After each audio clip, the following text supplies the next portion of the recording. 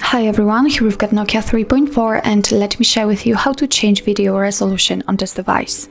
So firstly, let's enter the camera app and let's tap on this 3 bars icon in the left upper corner.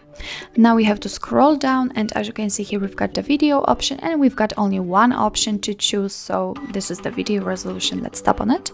And here the resolution is divided between 2 cameras. So here we've got rear camera, and this is the one located on the back of your device, and the front camera, which is right here. So let me show how to change the resolution using, for example, rear camera.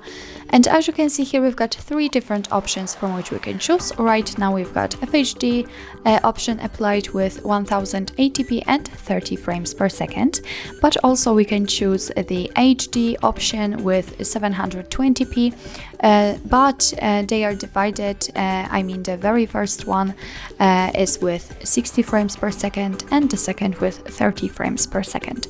So obviously it's your choice which option you'd like to use. All you have to do in order to change the resolution is to simply tap on the option you'd like to use, and as you can see, it immediately changes. So it means that from now on your device will use it and record videos in chosen quality and resolution. So actually that's all. This is how to change video resolution in your Nokia 3.4.